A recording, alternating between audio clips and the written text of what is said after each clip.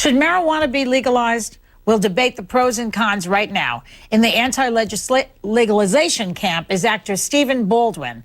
And on the pro side is Congressman from Texas, Ron Paul. He was a presidential candidate, and Paul has sponsored hemp-related legislation. Gentlemen, round one. Okay, what's your reaction to the hoo-ha over the Phelps photo? Ron? Oh, I'm sorry, over the what? Over the photo, the Michael Phelps photo. What was your reaction to all of that? What happened with Michael Phelps? I mean, he basically lost a lot of his endorsements. On Phelps, well, the whole thing, I think, is a mess. It's outrageous. I think we're getting carried away with the whole war on drugs. That's how silly the whole thing gets.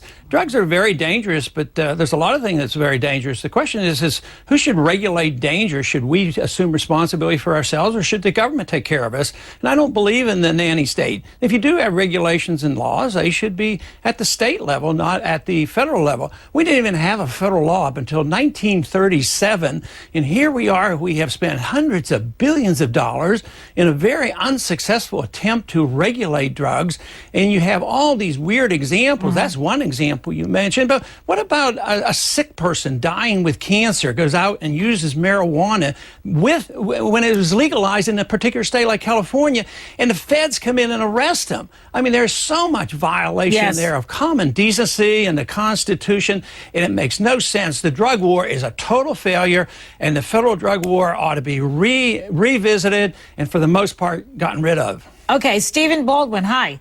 You're against legalizing marijuana. Why? Well, it's a little bit ironic. I could see why Jimmy wanted to rush out of there so quickly.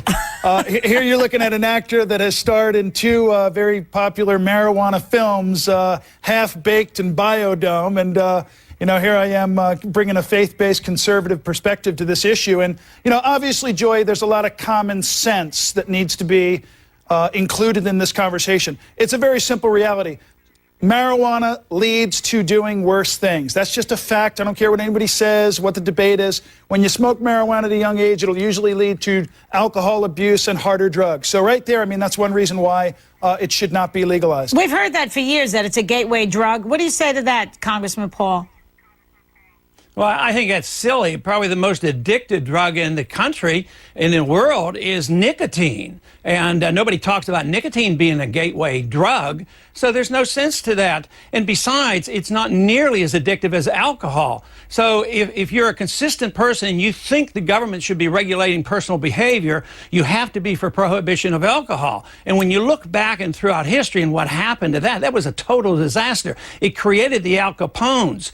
And right now today, there's so much violence today, not because people use drugs, but because they're illegal. That's why, you know, the people who benefit the most by all these laws, these are the drug cartels. They lobby to keep these laws in place because they can't exist without them. You don't have the Al Capones now because you don't have prohibition of alcohol.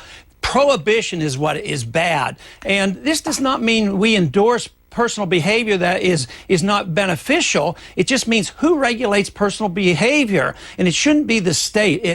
There's no benefits to it. It's just like regulating church behavior or religious behavior of any sort. So I see no purpose in doing this. Okay, Stephen, we'll get back to you when we return. Okay, more Baldwin versus Paul. Okay, we're back. Stephen, let me ask you a question. Congressman Paul brought up the whole idea of medical marijuana. What is your response to that? People have glaucoma, they're nauseous from anti-cancer drugs. What do you say to that?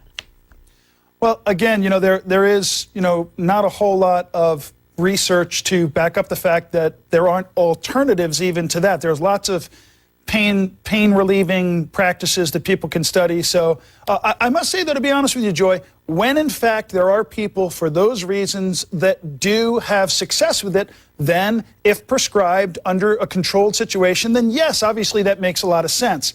But back to Mr. Paul's statement about, you know, the addictive aspects of smoking cigarettes. Obviously, if I smoke a cigarette, I'm not going to get in my vehicle and be impaired potentially to damage somebody else's life. If we legalize marijuana, there's no question that the number of deaths related to people being impaired under the influence of marijuana is going to increase. The question is, just to be able to tax it, is it worth it? That's the question. Rob, what do you say to that?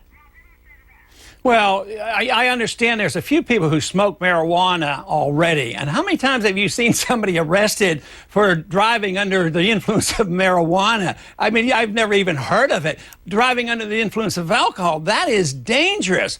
But people shouldn't do that, and they should be responsible. But you can't get more people smoking marijuana. It's just that what is so bad is the war on marijuana, putting people in prison. They can be caught using drugs for the third time, never committing a violent act, and putting them in prison for life. And yet rapists and murderers can get out. And if you think of all that expenses, you're talking about hundreds of billions of dollars that get spent on this.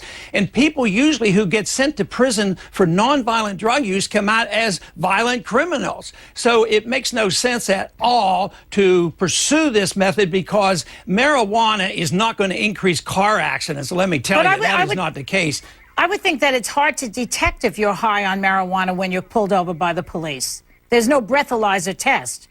So how would we know what effect it has? Well, but Go ahead, Ron. Go ahead, Mr. Paul. Go ahead, Ron. Well, that's a possibility, but even under today's circumstances, nobody gets arrested for it. And the alcohol is the real culprit and the real problem. And yet we have people in Washington, D.C. who drink a lot of alcohol, let me tell you, because of political reasons. They're scared to death to vote to legalize the growing of hemp. Hemp has nothing to do with smoking marijuana. And because of this obsession on the drug war, we can't grow hemp in this country. We send the hemp growing up to Canada, then we buy the products that we make from hemp. So we export our jobs to Canada. Hemp is a good product that we prohibit from being used, and it was legal up until even after World War II. We were allowed to raise hemp in this country. This is how hysterical this war on drugs has gotten. So the sooner we come to this realization, someday, actually, I'm optimistic about this. I think this country is going to wake up like they did in the 30s and say, hey, you know, prohibition didn't work.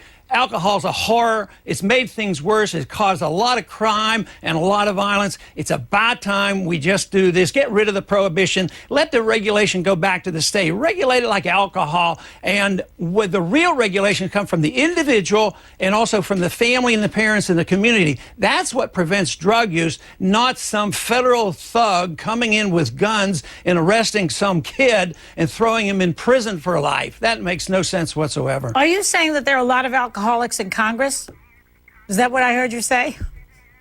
No, I didn't say that. I said there's a lot of.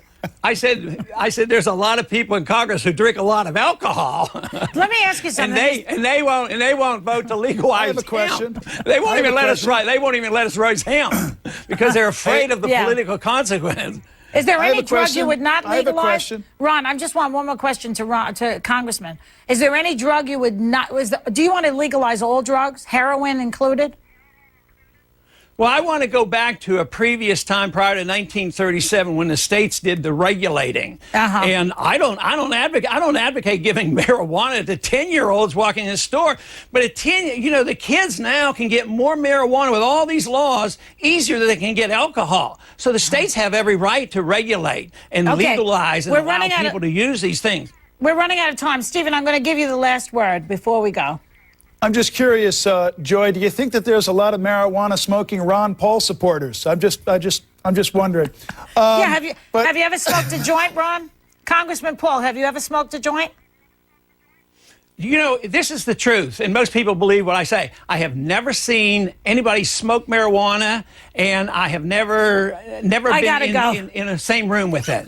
Okay, thank you very much, you guys. Go to CNN.com. To me, it's the issue of freedom of choice. To comment about this show or any